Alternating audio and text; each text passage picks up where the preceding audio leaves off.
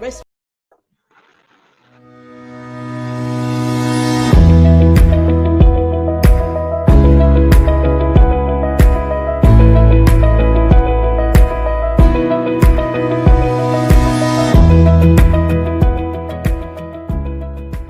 everyone, you're welcome to our annual Smart Parenting online workshop.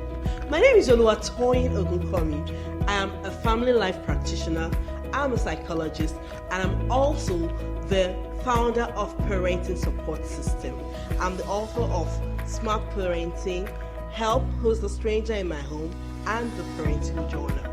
At Parenting Support System, our major goal is to help parents, to provide parents with practical tools, information, and resources to raise their children into well-balanced adults.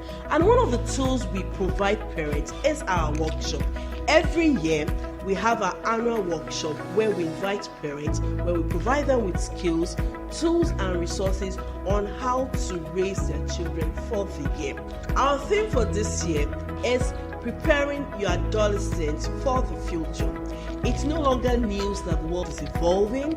We all know that new things are coming up every day, new innovation, new technological advancements, new jobs are coming up. Are your children ready for this future? That is why at this year's Smart Parenting online workshop, we have seasoned professionals who have worked with adolescents, who have worked with teenagers, and who are working with young adults. These seasoned professionals will be giving us different topics. We'll be talking about different topics on how to prepare your children for the future. We have someone that will be talking to us about how to create a sense of purpose and grit. We have another person who will be talking to us on how to raise responsible and independent adults. What about life skills? We need to learn how to equip our children with life skills that will help them to survive independent living. We have another person who will be talking to us on character building and career development. Social skills is another thing we'll be discussing, because it's one thing for your child to be academically sound, to be physically fit, but not socially equipped. So we have a communication expert who will be talking to us on social skills. And finally, we'll be having a business guru who will be teaching us and giving us tips on how to help our children to become financially independent and also financially disciplined. What are you waiting for? If you've not registered, please go and register.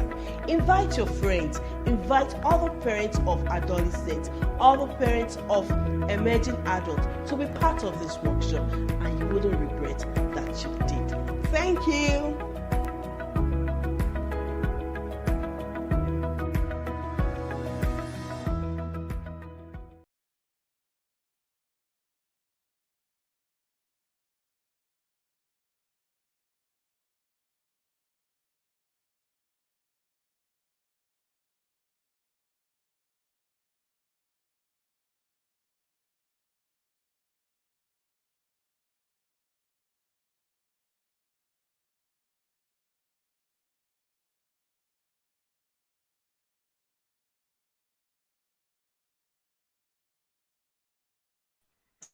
Hello, hello, hello. Hello, everyone. You're all welcome to the last session of the Smart Parenting online workshop. It's been 3 days of amazing content, as in amazing content for parents of adolescents and young adults. If you are just joining, if you missed the first session, the second, the third, the fourth, or the fifth, honestly, you've missed a lot. So we'll be rounding up with someone who is going to talk to us about something very, very important. So when you ask parents, what would you like? What type of adult do you want your child to be? They say, oh, I want to have a successful child. I want to have a child that is rich. I want to have a blah, blah, blah. But the question is, have you prepared that child financially? Have you prepared that child to be financially independent and financially disciplined? So the Person who is coming to talk to us this evening is coming to tell us on how to raise financially independent and financially disciplined young adults.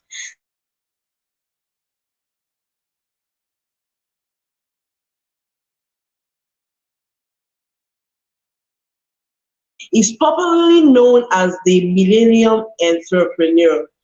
He's a well sought out public speaker, a coach, and a trainer in strategic business repositioning.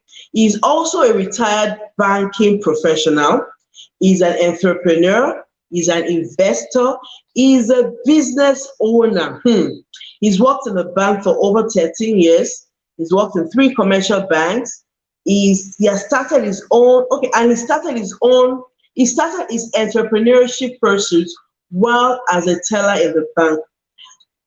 After leaving the bank, after getting lots of hands-on experiences in different units of the banking operation, he decided to go into business. His profile is this long, but there was something in his profile that got me really, really, really, really, really, it's kind of fun. He said he's married to one human female wife. So when I bring him on, he's going to explain that phrase. He blogs every day. He's the author of a blog known as the Business Digest every morning at 4 a.m. It's his blogs that wake his content that wakes me up with his alerts. Every day. He has been doing this since 2012. He's been blogging on business, writing a lot about business and how people can reposition their business to become more financially independent and disciplined. So today, let's all welcome Dr. Hello, sir. Good Dr. evening. Emmanuel. How are you doing, sir? I'm You're okay. welcome to the house. Welcome, welcome, welcome. And Thank you guess very what? much. He has something for everyone that will be here till the end of the session. Yes, I won't say it now. When I come back after your session, I'll tell them about the gift you have for everyone on this call. So thank you so much, sir. We are so blessed to have you. We are so happy that you took time out of your busy schedule to be part of this smart parenting online workshop. We are so grateful. So I'm going to step out of the studio while you do your thing. You talk to us about how we can raise financially independent and disciplined young adults. Thank you so much, sir. Thank you very much for having me. It's a pleasure to be here. Yes. So can I step out now? Very well. Thank you, sir. So, good evening, everyone. I'm glad to be part of this epoch-making event, and I want to thank the host, Mrs. Soluwato Yugunkomi, for putting this together. You could see the passion she's doing this because you cannot repair an old adult. You can only just let them do what they do. But when you prepare an adolescent, you have a better adult. So all that has been happening in the last 3 days is basically to prepare, is basically to prepare everybody for that old age. And a lot of things have been said from day one, day two, day three. And it's not possible to prepare without talking of finances, without talking of businesses. And the best time to start is when we are children, when we are adolescents. Now, many of us, because of our upbringing, we were never taught about money deliberately, especially in schools. In fact, in our curriculum in school, you hardly hear them mention, anything about money. It's kind of sacred, and that has contributed largely to why we have adults who cannot manage money because their parents didn't know any better, so there was nothing to pass across. And in law we say nemo that could not habet. You can't give what you do not have. It's not magic. So but having this at such a time as this, I celebrate every adolescent that's opportune to listen to this, even if you are glossing past it. There is a seed that is being sown by this amazing woman that will grow, if you tend it, if you nurture it. So, going straight to our topic, raising financially independent and disciplined young adults. The truth of the matter is this: whether you believe it or not, whether you agree with me, the children that we raise, they are seeing how we do things, especially with money.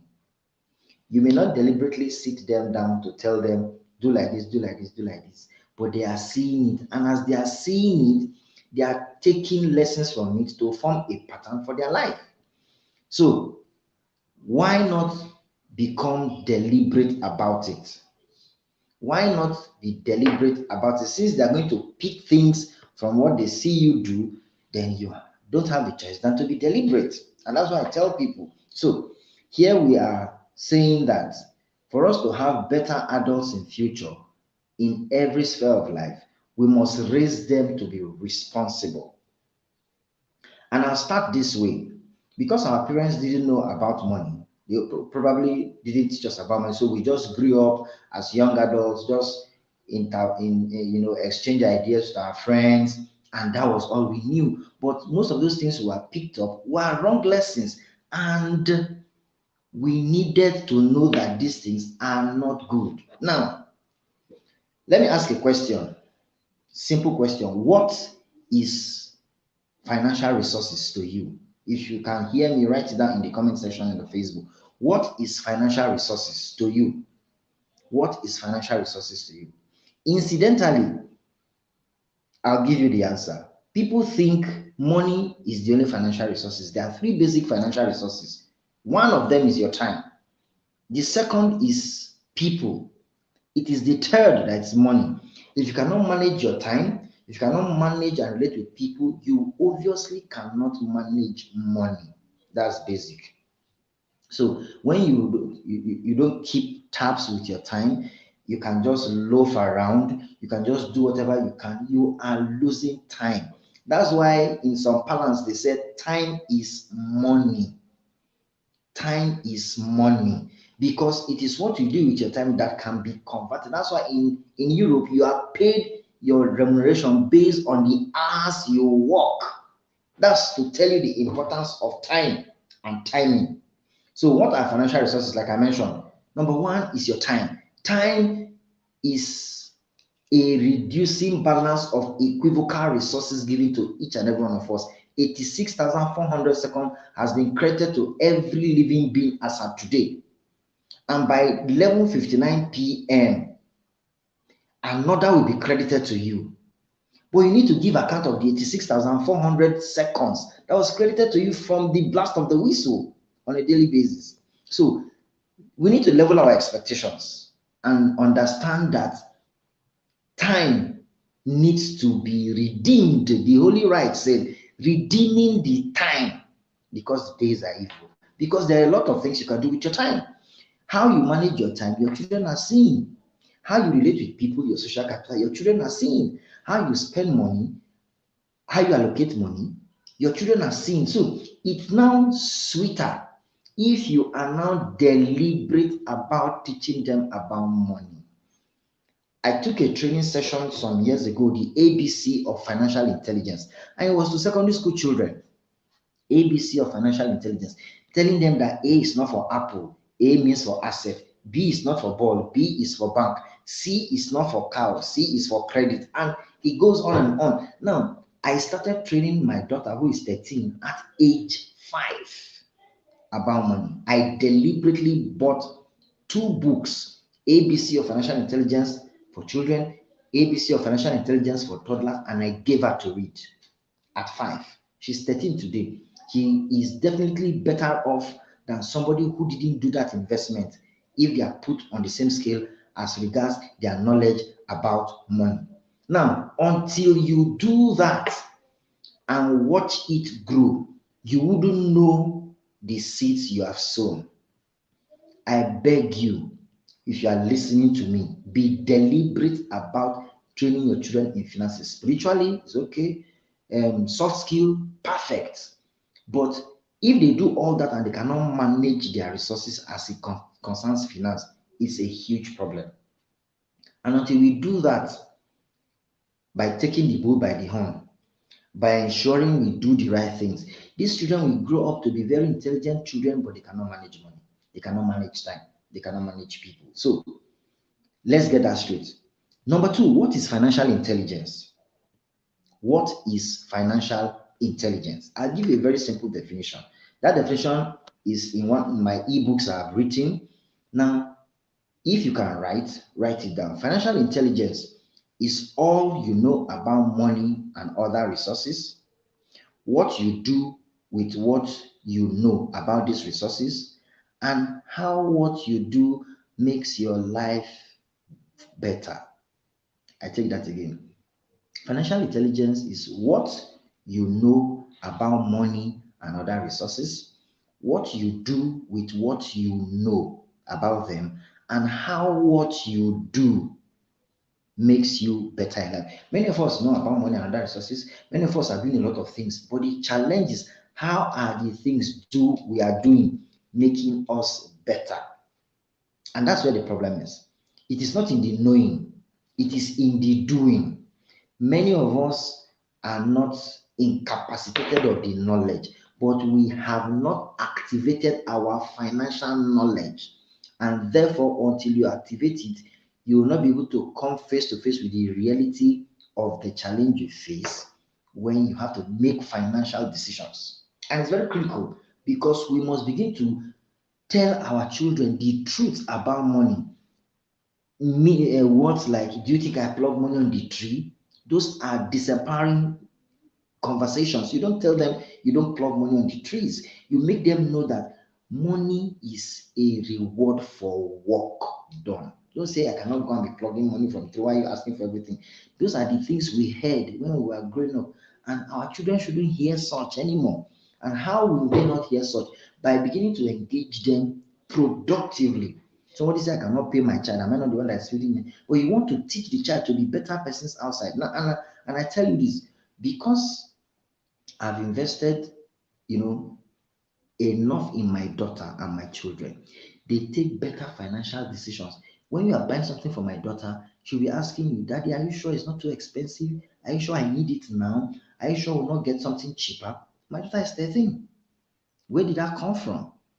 I was a banker. My wife is also a banker. She has seen us managing money left, right, and center. But the truth of the matter is this: you must sow the seeds early enough. You must sow the seeds early enough. It may not make sense to them, but I tell you, the seeds has been sown. They are watching you, they are looking at you, they are hearing what you are saying, they are watching your decisions, and they are following because they learn a lot from observation. And until we are conscious of that, the way we make mistakes in other spheres of life, we will make the same mistakes as regard finances. So basically, those are the three resources that you need in finance. And yes, thank you, Mrs. Angela, for that putting that definition in the room for other people to see. Now, how do you raise them? The first thing I tell people to do, no matter how much you earn, how large your money is, open a bank account for your child. I opened the first bank account for my daughter in 2008 when she was giving birth to. And that account is still very active. Her monies are being saved there. Yes, it's her account. I'm the owner of I'm the signatory on my wife, and I'm the one putting money there. But it is her name. We're trying to make her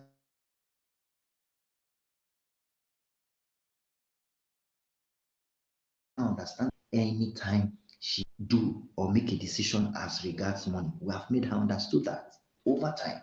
We have made her to understand that.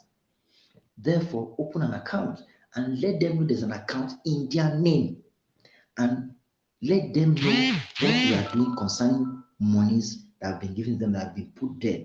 When they begin to hear those conversations, you don't need to work in a bank to open an account for a child. When they begin to hear such conversation, they will know that daddy or mommy is responsible.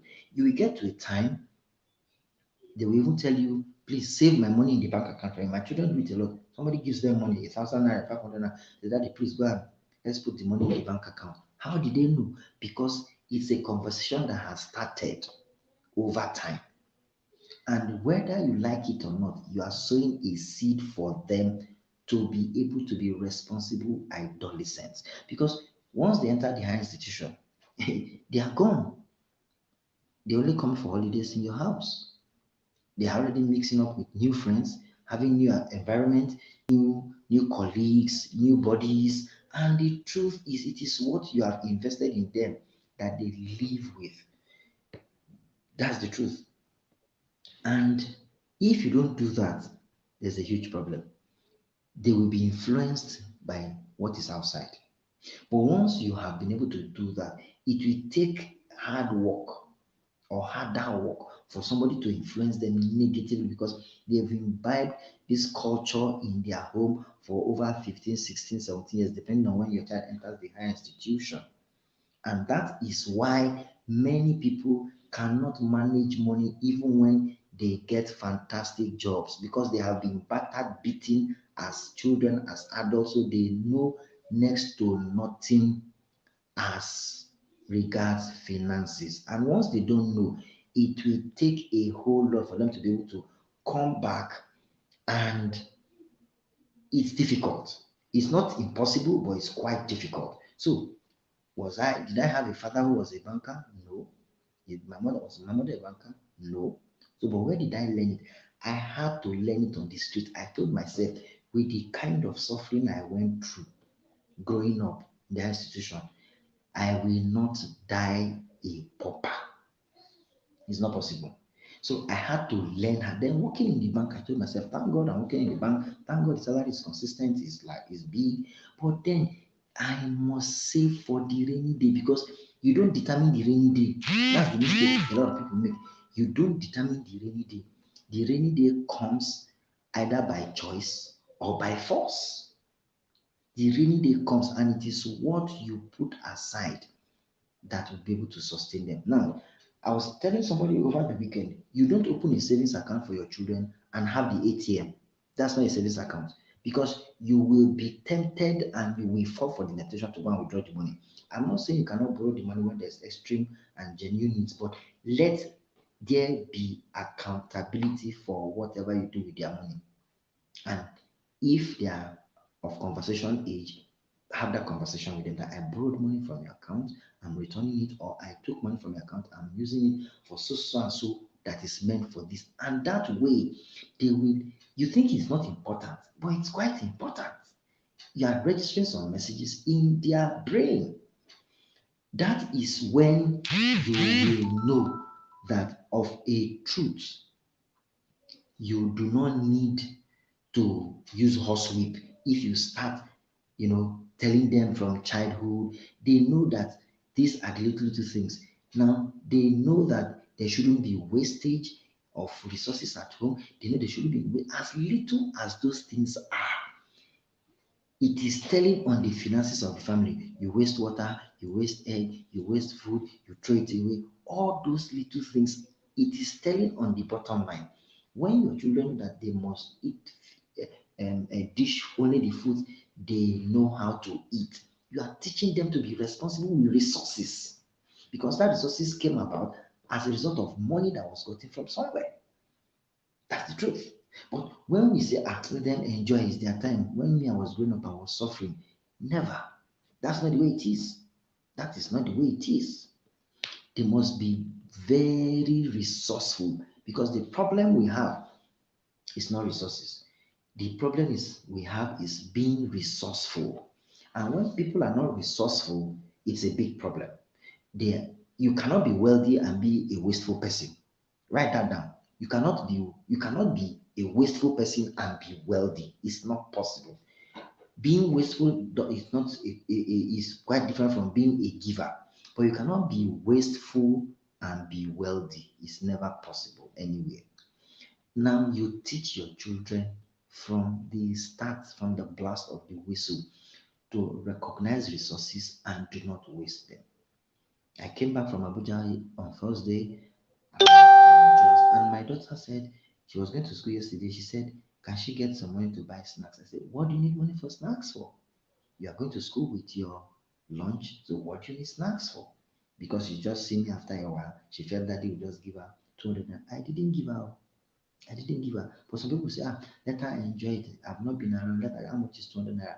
That is how they are, you build up little foxes that spoil the vine. The financial problem we have at home are not big problem. They are little foxes that we fuel and they become monsters. And by the time we follow them and become monsters, these children are looking at, they have formed a pattern in their brain. And that is the pattern they are going to work with, they are going to live with. And they will think it is not because it's coming from mommy and daddy, it's coming from their home. You can't amount to anything reasonable if you teach them the wrong thing. It will take the grace of God or a deliberate attempt on their own in life to be able to change. So we must watch how we spend resources, food, water, clothing around them because this is the sum total of who they will become when they meet and interact with people outside. I'm sure you are following and you are learning one or two things. Now, I want to say something that has been a problem, as it were, to raising up children. People say, my salary is not enough, the money is not enough. So, what do you want me to even use to train them? Now, in the Holy Bible, it says, when wealth increase, those that consume them will increase. So, even if you earn 1 million naira today, it will still not be enough because there's what we call as your income increases, your need changes. You begin to see reasons why I cannot buy a 5,000 naira clothes anymore. You begin to see that my level now is 10,000 naira clothes. Where is that one coming from? You must live within a budget. Many people find it difficult to live within a budget. It's a problem, and that is where the the major issue with a lot of families starts from. And once you cannot live with a budget, your children are seeing you, they are following what you are doing. How will they live with budget? But if there is a budget, you try as much as possible to stick with it. You try as much as possible to follow it. You try as much as possible to ensure that you stick to it. You are teaching them. You are teaching them that no, once your budget is this, let's spend this. It's just like you saying because there's a pot of soup filled up with 20, 30 pieces of meat, you just go ahead and be eating 3 pieces of meat per meal. No, it has been budgeted for that you should eat it for like 3 4 days depending on the number of people in the house. Why didn't you just go about tell them to give you a budget? As you do your budget, tell them to give you your own budget. Now, there's something I also do for my children. As I buy books that I want to read, I keep in my library. They also buy the books I buy for them. I make sure they keep in their own library. As little as their books are, give me account of your book. These are little things that we don't pay attention to, and we think that it's not necessary, it's inconsequential. It's not inconsequential. Those are the sum total of the things that will manifest tomorrow, and you'll be shocked at some decisions your children will make, and you'll be like, oh my God, I'm being disappointed here. No, you didn't do the right thing at the home front. And if you did not do the right thing, don't expect the right thing. That's what I tell parents. If you don't do the right thing, don't expect them to do the right thing because you are their first role model. Where would they have learned it from? Yes, peer pressure, but they came from a home. And if the right thing was taught them from home, I bet you they will contend with it before they even do a wrong thing. And that is why our children don't know how to manage money when they grow up because we didn't teach them. And because we didn't teach them, we now label them. Your mates are doing this. What is your problem? What is there in? No, you didn't teach them. Probably you didn't know any better. But thank God for an online conference as this that is trying to open the eyes of parents of adolescence because that stage is very critical. What you teach them stays with them and they form opinion and make decisions about it. And that's why all the books I've written, they are more tilted to finance, because it's a huge problem. It's not even in our academic curriculum. Interestingly, I have a postgraduate diploma in financial management. They didn't teach all this street wiseness about money. It wasn't taught there. And I'm like, oh, really? And how do you expect me to now function well in the society if you didn't teach me about finances, you didn't teach me about this, about that, and you expect me to be a better child in the society? It's going to be really difficult. It's going to be really difficult. So As short as this time we are spending will be, I want us to realize that what you sow into your children is what they will manifest. So, are you buying shares for your children? Let them know there are stocks and shares in their name. And when they have gotten to accountability age, let them know it is their right. You invested it for them. And that way, you begin to realize that they know that there's something called shares. They know that there's something called dividend. I've been doing insurance for my daughter right from the first day she was given birth to. Educational fund insurance right from day one. I have never defaulted for 1 month in 13 years. That's what I do because I know what insurance can do to the future of the children. And I give you a very critical example. And where did I learn that from? I heard it from the present chairman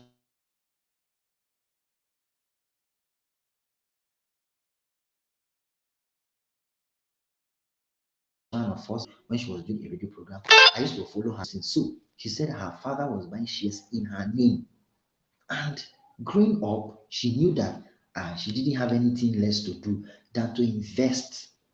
Even while she was at school, she was buying shares as little as 5,000, 3,000, 1,000 money. Instead of her to maybe use the money to buy hair or do whatever, she invested. How did she know? Because her parents were doing it. She has seen a pattern.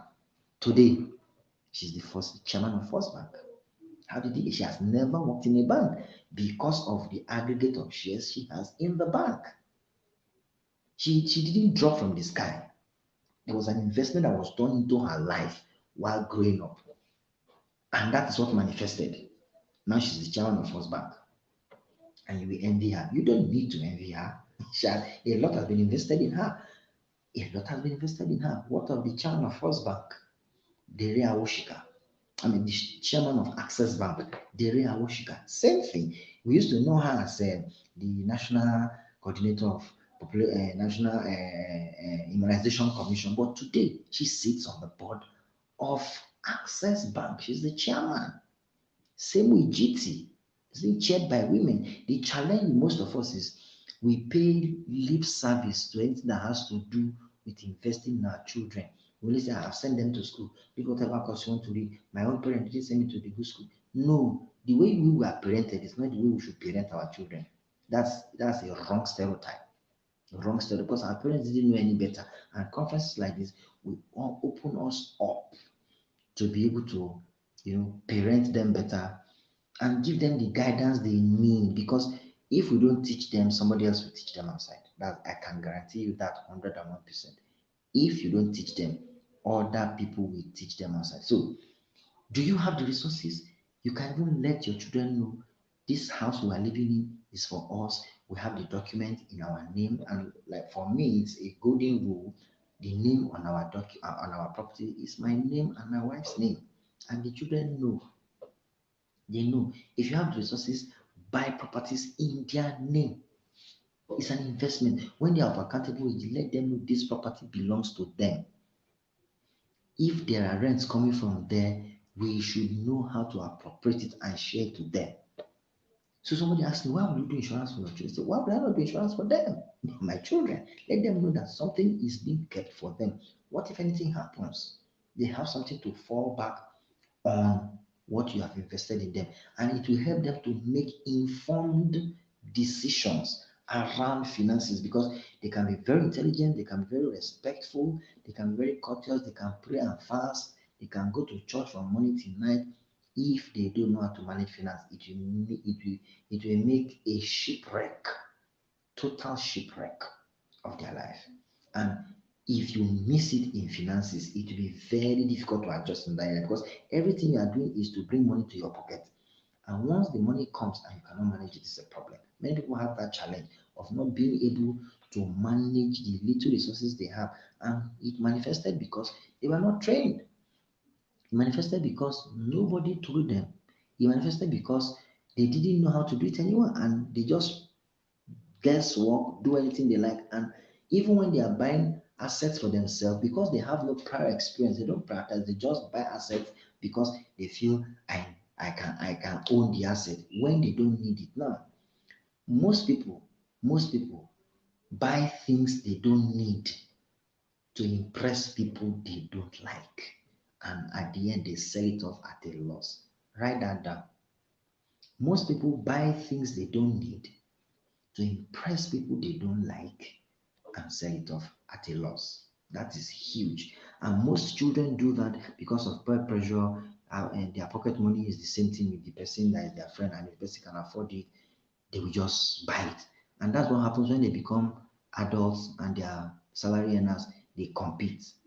Their colleague is buying something, they are buying. Their colleague is buying something, they are buying. It shouldn't be, because our resources, our back end challenges that we have and need for money, it differs to a very large extent. And if it differs to a very large extent, why should I be comparing myself with my neighbor for who is buying something? And that is the problem. And it started from childhood. It didn't just manifest in adulthood. These are patterns that we must be able to address. At the end of the day, most of them will be living in debt. Most people that you see in debt today, as in owing people, is because there is a pattern. There's a pattern. Once you properly train your children, they will also learn to say no. They will learn to say no. They will learn to say no, because that's also a problem. Thank God this is a whole 3 day session, and I know I have followed a bit, and I know something has been spoken about life skill and all that. It is part of life skill to be able to say no without feeling apologetic about it. I teach my children to look people straight in the eyes. I heard somebody say yes, because I told them to be looking at me straight in the eyes, even if I'm scolding them. Look at me there. So when they go out, you cannot scold my children and bend their head down. It's not possible. They look you straight in the eyes. That is how you should be able to address financial challenges. Say no to it when you know you don't have the capacity or you don't have the capability. Yeah. But a lot of times we say no, and let me just close my eyes and do it. And you are incurring debt, or it's making you uncomfortable. We must be able to say no and let them say no to us. Now I give you one example in saying no. 2 years ago, yes, no, 2019, 2019, I remember very well. My daughter and my son close from church, and before we boarded entered the car, when they went to the kiosk in the church, and my son said he wanted to buy something, and my daughter told her, the sister, now, if it's more than 50 naira, I'm not going to buy. And somebody, a bystander, was watching, and they say, Kai, this Emmanuel Shabu's daughter has picked the lessons her father is teaching her. And the person reported to me that, Kai, you have made your daughter to be very strict with money. I say, yes, she couldn't have learned it anywhere else, because myself, I'm strict with money. Where did she learn it from? She learned it from me and her mother, because you spend on the need basis. If you just spend as it comes, there is a problem, a huge one. Spend only on the need basis, because at the end of the day, if you don't spend on the need basis, you will incur debts. You will now be telling lies to people you are owing. It started from childhood, teenage, adolescent, and into adult. It's a huge, huge problem. But until we do that, we will know that it's a seed we are sowing in our children, and they will manifest it, like I said earlier. Because what you don't put into them, don't expect them to manifest it. Don't pray it into them. You must show them the way to go about it. And until it is done, it will keep on being a vicious circle that will have a problem. But imagine all the parents on this conference take the lessons back home, train their own children, and those our children now meet at a point in a convergence, and they're having conversations around money. You'll be marveled that no, these children are well brought up.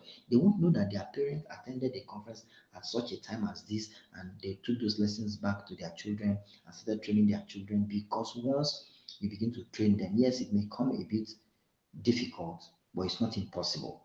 That's what I tell people. And some of the things we say, they are simple, they may not be easy, but they form the bedrock of the foundations we want to lay. Because we must level our expectation to the point that we lay the right foundation. If you do not lay the right foundation, it's a problem. And when foundations are laid properly, it doesn't stop the wind from blowing. But because they are solid, they won't have a devastating effect even up to their foundation level. They will be able to stand on their feet, make the decisions, tell people no when they should say no, tell them I can't afford this now, I can afford it at such a time. I'm not willing to take a loan when it's not a life-threatening issue. But you see people at the slightest opportunity want to borrow money, a quick one here, a quick one there, and at the end of the day, their salaries have been mortgaged because they are indebted to almost everybody.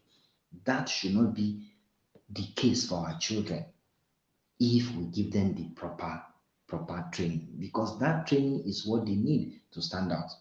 And if we do not give them, there is no way they will stand out.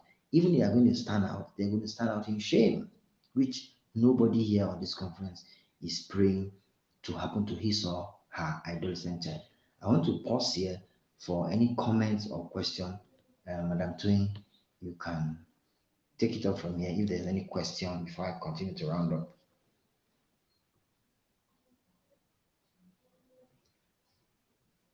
Okay, while I'm waiting for you, let me just continue. If you come on board, I will allow you to have the floor. So, another thing we need to know in raising, responsible and disciplined children is this: make our children accountable. Yes, Madam Twin, are you coming on board? Hello, Madam. Hello. Okay. Make your children responsible. Okay. Okay, I want you to let me make this point before you take over. Make the children responsible. Make them responsible. Make them accountable. Let them give accounts. If you've given them 100 naira, they should give account how it was spent. If you've given them 5,000 naira, they should give account how it was spent. What did they use it for? But by the time you just give them, you say, I'm giving them, let them go and enjoy it. No, tomorrow they will become adults that cannot give accounts. They will become adults who do not give account. And when they become adults who don't give account, it started by they being not accountable from childhood or even adolescence. So it's Hello, important. sir. Yes, I wanted you to come into the studio. Are you with me? Can you hear me, sir? Yes, I can hear you. Okay. I can. I don't know what's happening with network today, but thank you so much for your teaching. You were Yeah. saying something. I didn't hear the last statement, sir. I said we must teach our children to be accountable. If we give them money, we must ask them what did they do with it. Because if we Excellent. don't have accountable Excellent. children, they will become adults who are not accountable even with every resource they have in their disposal. Countable. So yeah. Yes. Yes. That's true. I know one of the ways of teaching our children accountability is maybe when you send them on errands and you give them money, and you know that there's going to be some change from whatever money you've given to them, ask them for it. Don't assume, and you teach them that when next I send you an errand and there's change, always give back the change to the person. Don't assume I'm going to give it to you. Even if you want to give it to them, always ask for that change, because it's a way you're making them accountable for the fact that this money you've Yeah. given to me, I have to use it, I have to give account. I have to tell you how I spent it and all that. So one thing we do for our own children is that we give them a monthly allowance. At the end of the month, they have to explain how they spent the money. So what did you True. buy? Where? How much did you spend on credit? How much did you spend on boat? How much did you spend on feeding and all that? So at the end of the day, they will draw that budget at the beginning of the month. And at the end of the month, they have to show us what they've done with the money. Thank you so much, doctor. Yeah. Thank you so much. Are you done?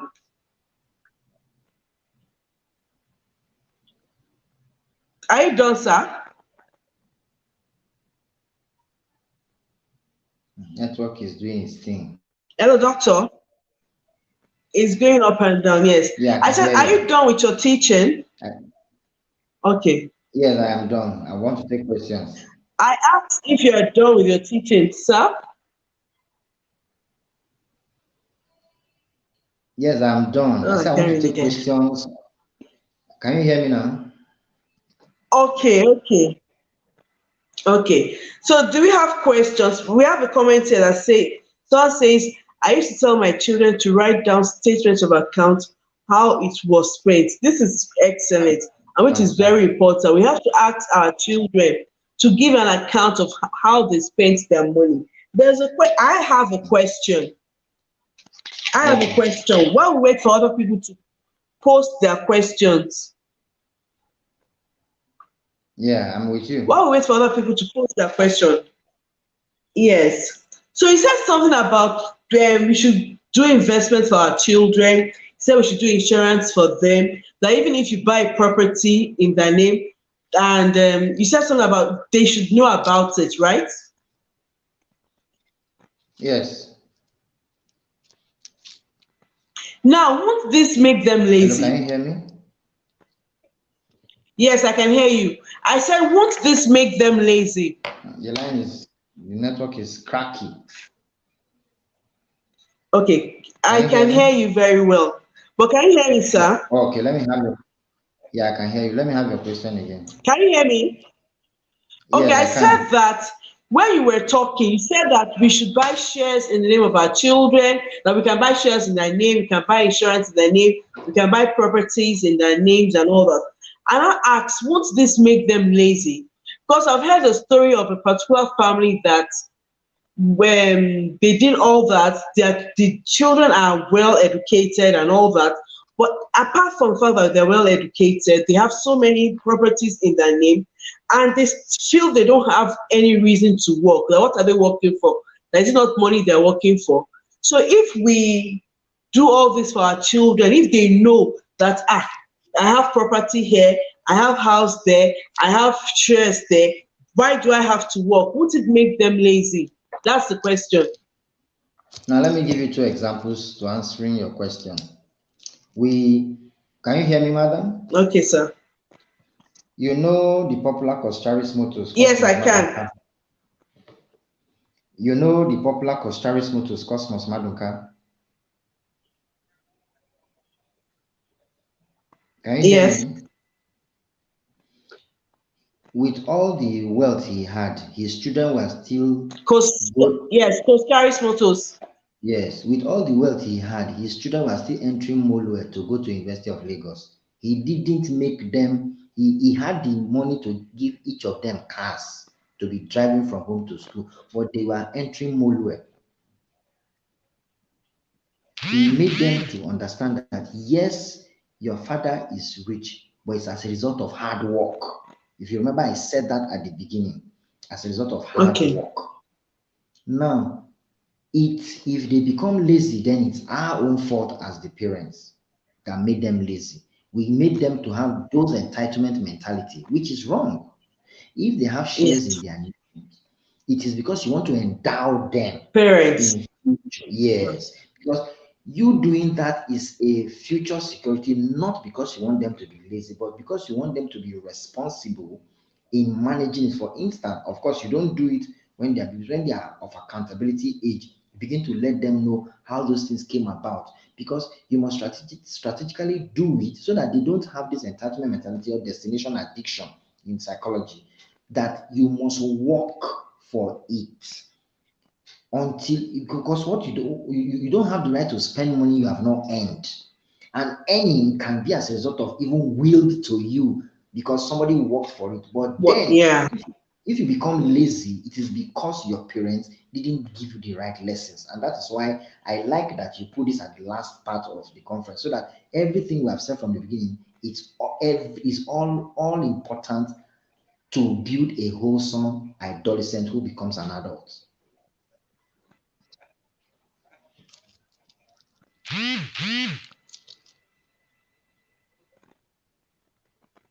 Did you hear that? Okay. Thank you so much, sir. Do you know that something Welcome. else came to my mind now? I didn't Yeah. hear your last statement. I didn't hear your last statement. I said we need to do that so that they'll be um, wholesome adults. Because if you don't build them wholesomely, they will be deficient in one area. So being lazy is our fault as parents also. So Yeah. that you are endowing them, is we are endowing their future. It doesn't give them the right to be lazy. Why didn't Ibukwa Oshika become lazy that her father was buying shares for her? Why didn't she become lazy? But the right trainings were given, and I said that's why the first, second day training is also part of building a wholesome adolescent to become an adult. You don't have any business being lazy. You do not. That something is endowed, you do not. If they become lazy, it's our fault as parents. Mm. Thank you very much, sir. I like Yes, that part that if they become lazy, it's the fault of the parent. Because everything we've been hearing during this workshop has to do with the parent teaching. You know, it's our role to teach our children the things we want to see in them. We cannot just assume that they will become what we want them to become. But it's until we do the job of teaching, you know, we have to be deliberate about teaching them these life skills. We have to be deliberate about teaching them the important values and all those things that we've been talking about since the beginning of this workshop. So I just want to say thank you so much, sir. I don't think we have any other question. And I said that at the end of this training, that doctor has a gift for everyone. So I'm going to read out the gifts now. The gift is something for everyone, every parent here. He has written 7 books. Dr. Emmanuel has written 7 books. And out of these books, he said that we can download them for free, as in doctor. Thank you. God bless you. He said we can. I want to read out the titles of the books. He has written 7 books on financial intelligence. The first one says the 3S of financial intelligence. The second book states what entrepreneurship is not. The third book is business monitoring. I think I need that for my business. Business monitoring. The fourth book is the 5 C's of network marketing. I thought we were going to talk about network marketing because I know you're a guru in network marketing, because that's another stream of income that I know you have. yeah. 5 C's of network marketing. Then the fifth book is given to us is entrepreneurial and wealth creation, tips on financial intelligence.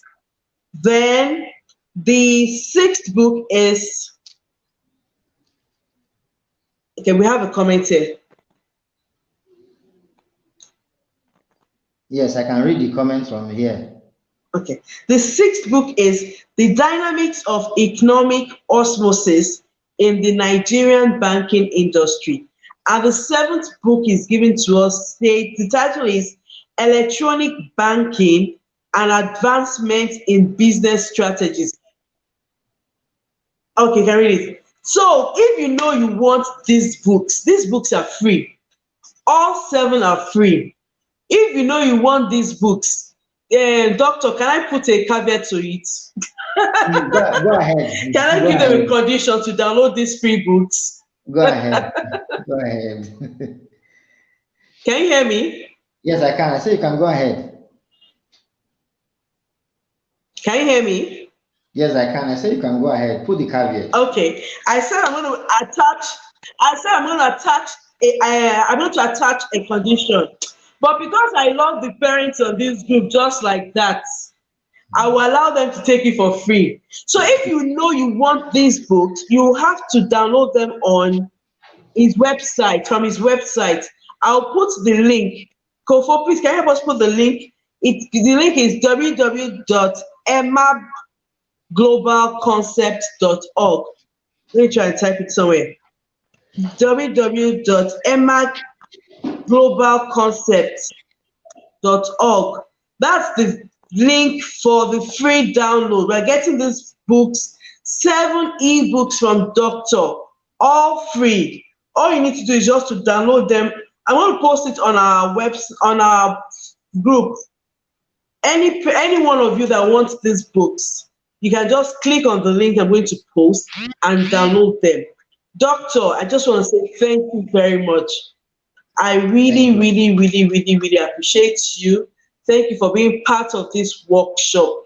You know, hosting a workshop for 3 days and having 6 great people to come and talk is not a small thing, no. And I just want to say thank you because you've come to share your love on this platform. You've come to share your wealth of knowledge and all that for parents. And you know the thing about financial intelligence is that when we start early, your children would take what you've taught them and take it on to their own generation. There was a Yes. question I asked Coach Sam when he was here 2 days ago, when he was here yesterday morning. I asked her, why is it that, excuse me, why is it that generation, the wealth of one generation does not transcend to the next generation and the third generation? And I really want to, would you like to answer that question before you go, sir? Yes, I can answer Why is it. that wealth of one generation most times stops at the second generation, does not get to the third or fourth generation? Now, in business model, there's what we call dynastic, bloodline, hybrid, presidential. Okay. If you check the Arabs and the Jews, their wealth circulates around their family 12 times before he leaves their family line. Did you hear that? If you've read the book, The Jewish Phenomenon, the wealth in a family circulates within the family 12 cycles before it moves out. Why? They are taught deliberately how to do business, how to run finance. There is a restaurant in South Korea. It is being run presently by the 13th generation.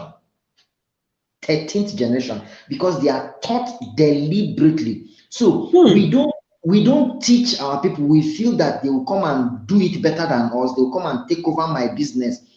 Now, that's why even the Harvard Business School said the best form of mentoring business is the Igbo mentoring business we have in Alabama market. That you pick a child from the village, train him for 7 years, Hmm. settle him. It is a valid research that Harvard carried out. Now, what's the problem? We do not teach because we are thinking of me, myself, and I. Secondly, because we do not teach, And I. our children do not like what we do, and because they don't like what we do, we call the bluff and said that's their life, they should continue. That's why there is no third generation company in Nigeria as of today. There is no third generation company. If the CEO Hmm. or the chairman dies, Hmm. the probability that that business will die is 90%. Why? We should teach them, let them take Hmm. interest in what we do. They can go and study law, they can go and study accounting, they can go and study engineering, no problem. But they have a bloodline relationship with the business. You made mention of network marketing. I'm With the a network business. marketer. I have signed up my children under me in the network marketing. They are using the product in the house. They know their father is a member of this. They are seeing all those things. You are teaching them deliberately. So tomorrow, when that child is prospering, there was a seed that was sown 30 years ago, Hmm. but we don't sow seeds deliberately. So on. We sow seeds and Hmm. want microwave success to happen. It doesn't work anywhere in the world. That's why I also recommend for us, we should go and read that book, The Jewish Phenomenon. It doesn't work anywhere. I've finished Hmm. talking. I've I finished have it in my talking. library. I know, I have please. that book in my That library. see, I if have you've that been book to in my it, library here. Yeah. if you've been to Israel, the only resource they have that is valid is human resource. They don't have land, they don't have water, they don't have any. And if you go to Hmm. Israel, you see that even agriculture, water is being reticulated like syringe into the water, into the plant. Into the plant, they reticulate the water because water is scarce. Hmm. But train generations upon generation to follow the trend. If you see a Chinese business team, for instance, there is age gap of 15, 20 between each of them, so that that knowledge is passed down to the fourth, fifth generation. That's how it is done. But do we do that in our climb here? Once you get it, you want it to be myself. I am the chairman, CEO. My son is the executive director. When my son takes over the company, he messes it up. We have seen what happened in Nigeria. I don't want to mention company's name. That a father worked, gave the company to his son. The son messes it up on a platter of gold and he cannot give account of it. It's happening. We must be deliberate and start early to train these children in whatever field of endeavor, whatever they study, but they must have a root to a bloodline of a growth of a business and a finance. And that's what it is. That's just the truth.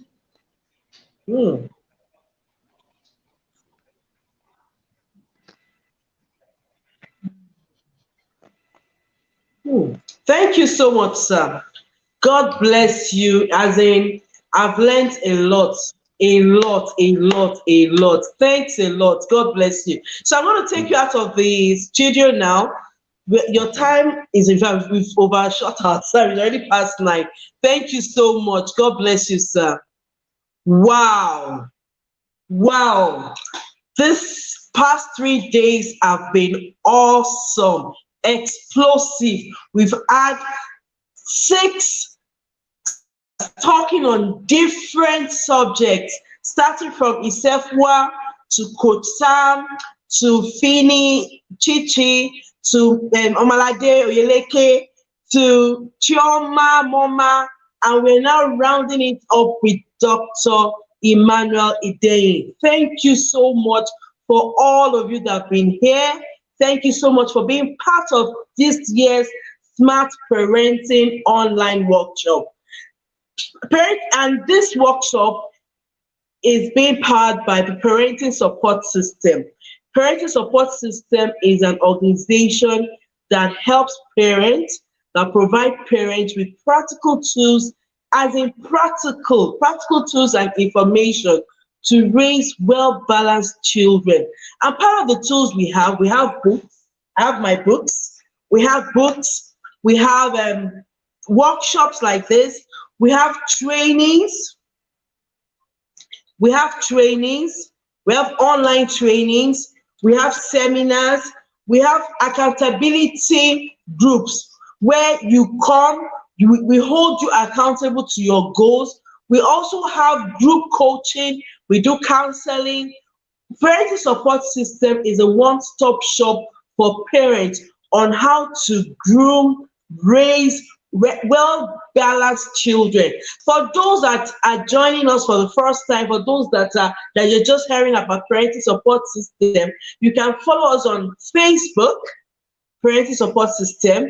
You can follow us on Instagram at Parenting Support System. You can follow my handle, Oluwatoyin Ogunkomi, on Instagram.